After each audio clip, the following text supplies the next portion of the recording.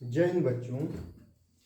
हम आज आपको अभ्यास 1A के बारे में बताएंगे। देखिए 1A के जो है क्वेश्चन को सॉल्व कराएंगे। इसके पहले हमने आपको बता दिया था कि जो है कोई भी परिमेय संख्या है और उसका P अपान Q के रूप में ही परिमेय संख्या होगी। हमने आपको ये भी बता दिया है P अपान Q के रूप में ही कोई भी परिमेय संख्या यदि परिमेय संख्या होगी तो P अपान Q के रूप में होगी और उसका जो है सरलतम रूप तभी होगा जब जो है P और Q दोनों का जो है HCF यानी हाईएस्ट कॉमन फैक्टर महत्तम समापवर्तक जो है 1 होगा। 1 के अलावा यदि कोई भी महत्तम समापवर्तक और है तो यानी कि जो है जो भी संख्या यहाँ पे प्रेजेंट है उन दोनों संख्याओं जो है वो सरलतम रूप में नहीं है, यानी कि हमारी जो परिमेय संख्या है वो जो है सरलतम रूप में नहीं है। परिमेय संख्या का सरलतम रूप ही उसका मानक रूप होता है। तो ये बात आप फिर से याद कर लीजिए और उसके बाद फिर अभ्यास 1A में जो है हम पहला क्वेश्चन आपको बताएंगे। देखिए कि पहला क्वेश्चन क्या है। देखिए पहला क्वेश्चन यही है कि जैसे कुछ संख्याएं दी हुई हैं और कहा गया है कि उन संख्याओं को उनके हर के रूप में आप लिखिए। उन संख्याओं को जो भी संख्याएं लिखी हुई हैं उन संख्याओं को उनके हर में जो है 1 के रूप में प्रेजेंट करना है। तो फिर कोई बहुत ही सिंपल सी बात कही गई है।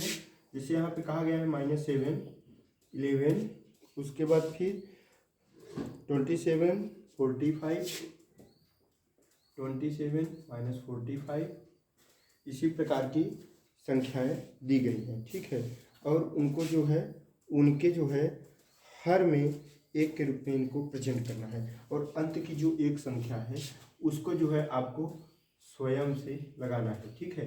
देखिए यहाँ पे क्या कहा गया है, यहाँ पे कहा गया है कि इन संख्याओं में जो भी है इसका जो हर है उसको 1 के रूप में प्रेजेंट करना है। तो कैसे प्रेजेंट किया जाएगा, जैसे मान लीजिए यहाँ पे -7 है तो -7 को बहुत ही देखिए ये संख्या क्या है, P अपान Q है। अब Q की वैल्यू सिर्फ 0 ना हो, 0 के छोड़कर कोई भी संख्या होगी तो वो क्या होगी, वो परिमेय संख्या होगी। तो यहाँ पे तो बहुत ही सिंपल सी बात होगी, -7 अपान 1 कर देंगे, उसके बाद 11 अपान 1 कर देंगे, 27 अपान 1 कर देंगे। देखिए तो ये संख्या हो गई। उसके बाद फिर यहाँ पे क्या कहा गया है, -45 अपान 1 कर देंगे और इसको अपने से आप करिए, ठीक है, और कमेंट में बताइए। देखिए ये संख्याएं जो हैं ये हर के रूप में हो गई। ये हर में क्या हो गया, इनके हर में क्या हो गया, 1 हो गया, इसके रूप में ये प्रेजेंट हो गई हैं। तो इनका जो है हल यही होगा। उसके बाद दोस्तों देखिए क्या कहा गया है, उसके बाद कहा गया है यहाँ पे दूसरे क्वेश्चन आ गए हैं। दूसरे क्वेश्चन में आप नोट कर लीजिए। उसके बाद फिर देखिए दूसरे क्वेश्चन में क्या कहा गया है। दूसरे क्वेश्चन में जो कहा गया है वो बात ये है, दूसरे क्वेश्चन में कहा गया है कि -4 अपान 5 है, -4 अपान 5 है, -4 और नीचे अपान में 5 है, ठीक है। उसके बाद क्या कहा गया है कि इन संख्याओं को जो है परिमेय संख्या के रूप में तो लिखना ही है और उसके बावजूद इसके अंश में कुछ संख्याएं दी गई हैं, वो संख्या होनी चाहिए। तो क्या संख्याएं दी गई हैं, पहले दी गई है 8 दी गई है, उसके बाद दी गई है -16, ठीक है। उसके बाद दी गई है 20 -24, 20, उसके बाद फिर -24, ये 4 संख्याएं दी हुई हैं। देखिए इसको अपने से आप करिएगा। उसके बाद देखिए -4 अपान 5 है, ठीक है, -4 अपान 5 है। तो -4 अपान 5 के अंश के रूप में क्या करना है, अंश के रूप में क्या करना है, तो 8 करना है, 8 करना है यानी 8 करना है। यदि 8 करना है तो क्या करना होगा, 4 से ऐसा मल्टीपल ढूंढना होगा कि वो 8 हो जाए। तो 4 का गुणा यदि हम 2 में करेंगे तो क्या हो जाएगा, 8 हो जाएगा। 4 का गुणा यदि हम 2 में करेंगे तो क्या हो जाएगा, 8 हो जाएगा।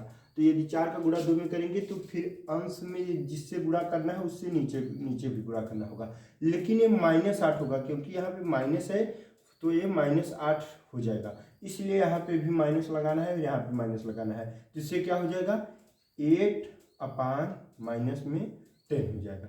क्या हो जाएगा, 8 अपान माइनस में 10 हो जाएगा। उसके बाद फिर क्या करना होगा, -16 के रूप में प्रेजेंट करना होगा। -16 के रूप में क्या करना होगा, प्रेजेंट करना होगा। तो 4 चौका 16 होता है, यानी कि 4 का गुणा 4 में करेंगे तो 16 हो जाता है।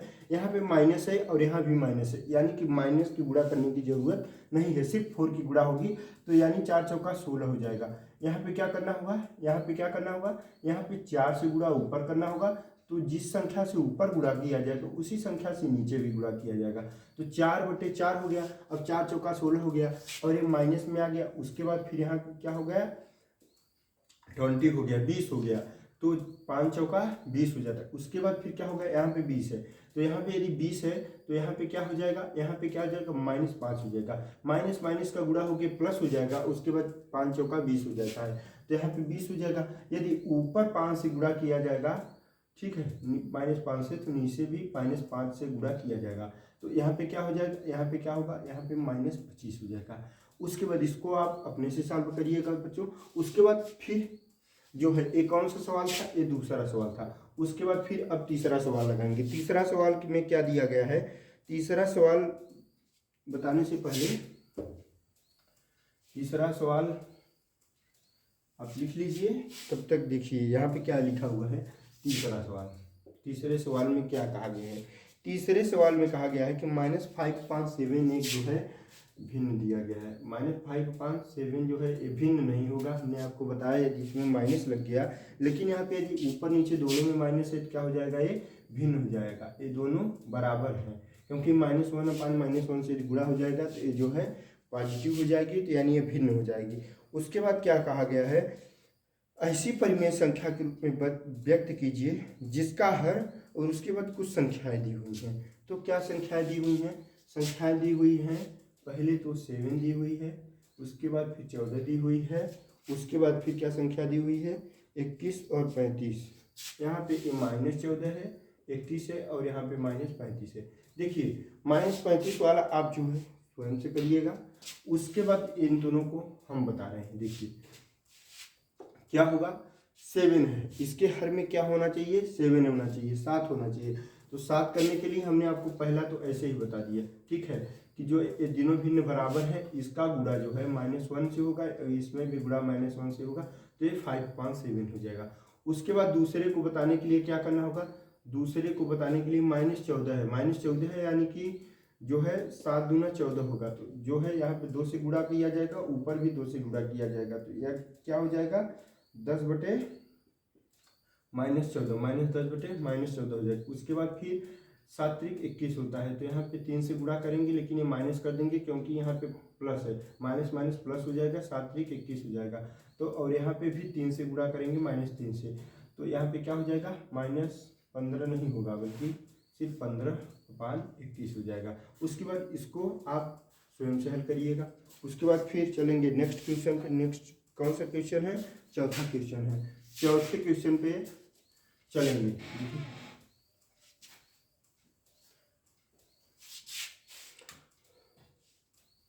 देखिए चौथा क्वेश्चन क्या है, चौथा क्वेश्चन है निम्नलिखित परिमेय संख्याओं के हर को धनात्मक बनाना है।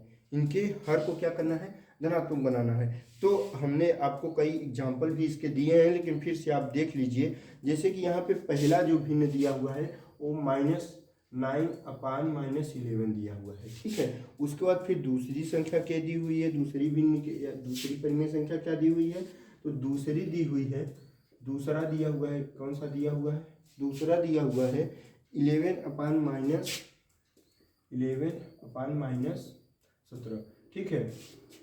देखिए दोनों को क्या करना होगा, देखिए भिन्न में हर को, देखिए अंश और हर यदि दोनों धनात्मक या दोनों ऋणात्मक है तो वो भिन्न धनात्मक ही होगी और वो भिन्न होगी। लेकिन कोई सी भी परिमेय संख्या में यदि धनात्मक अंश या धनात्मक ऋण ही केवल हो तो उस स्थिति में वो जो है भिन्न नहीं होगी, वह सिर्फ परिमेय संख्या होगी, जबकि वह भिन्न के फॉर्म में होगी या P/Q के रूप की होगी संख्या, ठीक है। लेकिन यहाँ पे देखिए जब ऊपर वाली संख्या में अंश और हर दोनों तो ऋणात्मक है, तो इसमें सिर्फ क्या करना होगा, इसमें क्या करना होगा, और हर को धनात्मक के लिए बताया गया है कि हर को धनात्मक बनाना है।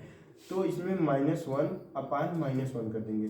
देखिए -1 ऊपर नीचे से यदि गुणा कर देंगे तो उस भिन्न पर कोई भी प्रभाव नहीं पड़ता है, उसकी वैल्यू जो है वही बनी रहती है। तो देखिए -9 का गुणा -1 में करेंगे तो यहाँ पे 9 आ जाएगा, क्योंकि माइनस का गुणा माइनस में होता है तो प्लस हो जाता है। उसके बाद फिर 11 का गुणा 1 में होगा तो माइनस माइनस कट के ये 11 बच जाएगा। तो यानी जो है इसका हर क्या हो गया, इसका हर जो है धनात्मक हो गया। यहाँ पे यदि कोई भी साइन नहीं है तो क्या होगा, पॉजिटिव की निशान वो पहले से ही मौजूद रहती है। उसके बाद फिर यहाँ पे 11/-17 है। तो इस स्थिति में भी क्या करना होगा, कुछ नहीं, सिर्फ -1/-1 करना है। -1/-1 करना होगा तो -11 जो है 17 हो जाएगा। यानी जो इसका हर है वो धनात्मक हो गया और जो अंश है वो ऋणात्मक हो गया। उसके बाद फिर अगला जो भिन्न है वो क्या है, -4/-19। देखिए यहाँ पे -4/-19 है, ठीक है, ये तीसरा वाला है। उसके बाद देखिए -4/-19 है, इसमें भी क्या करना होगा, -1/-1 से गुणा करना होगा तो ये क्या हो जाएगा, 4/19 हो जाएगा। यानी कि इसका भी जो है हर वो धनात्मक हो गया। उसके बाद फिर जो अंतिम वाला है उसे स्वयं से लगाएंगे। उसके बाद फिर आता है पांचवा, कौन सा आता है, पांचवा आ गया। देखिए पांचवें में क्या कहा गया है, निम्नांकित परिमेय संख्या के अंश को धन पूर्णांक बनाइए। देखिए इसमें कहा गया है कि हर को धनात्मक बनाना है, और इसके अगले वाले में जो कहा गया है उसमें कहा गया है कि अंश को धनात्मक बनाना है। देखिए पहला क्वेश्चन क्या है, -7 नीचे क्या दिया हुआ है, 13 दिया गया होगा। उसके बाद देखिए इसमें क्या करना, अंश को धनात्मक बनाना। अंश को धनात्मक बनाना है तो इसमें क्या करना होगा, -1 से गुणा, -1 से ऊपर गुणा होगा, जिस संख्या से ऊपर गुणा होगा उसी संख्या से नीचे भी हम गुणा कर देंगे। -1 से गुणा ऊपर और -1 से गुणा नीचे कर देंगे तो क्या हो जाएगा, 7/। लेकिन देखिए यहाँ पे जो 13 है वो पॉजिटिव है तो यहाँ पे निगेटिव आ जाए, क्योंकि वो माइनस माइनस तो कटा नहीं, जबकि यहाँ से माइनस माइनस प्लस हो गया, ठीक है। उसके बाद फिर अगला क्वेश्चन क्या है, अगला क्वेश्चन जो है पांचवें में ही दूसरा क्या है, दूसरा जो है उसमें कहा गया है कि -11/-19। क्या कहा गया है, -11/-19। देखिए इसका भी गुणा क्या करना होगा, -1/-1 से करना होगा। -1/-1 से यदि गुणा किया गया तो क्या हो जाएगा, 11/19 हो गया। 11/19 इसका जो है अंश जो है ये क्या हो गया, धनात्मक हो गया। और हमें क्या करना था, अंश को धनात्मक करना है। उसके बाद फिर क्या है, तीसरा क्वेश्चन है -18/23। देखिए तीसरे क्वेश्चन में कहा गया है कि -18/23 ये जो है P/Q के रूप का एक जो है परिमेय संख्या है। इसमें जो है -1 से ऊपर गुणा किया जाएगा और -1 से नीचे गुणा किया जाएगा।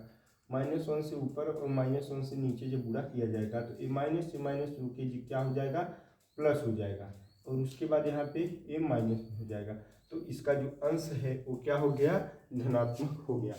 उसके बाद अब जो है इतना आप सॉल्व करिए। उसके बाद अगले जो है वीडियो में इसके आगे के क्वेश्चन के बारे में चर्चा करेंगे, और जो एक एक क्वेश्चन छोड़े गए हैं उनको भी आप सॉल्व करेंगे। तो धन्यवाद, फिर मिलेंगे अगले वीडियो में।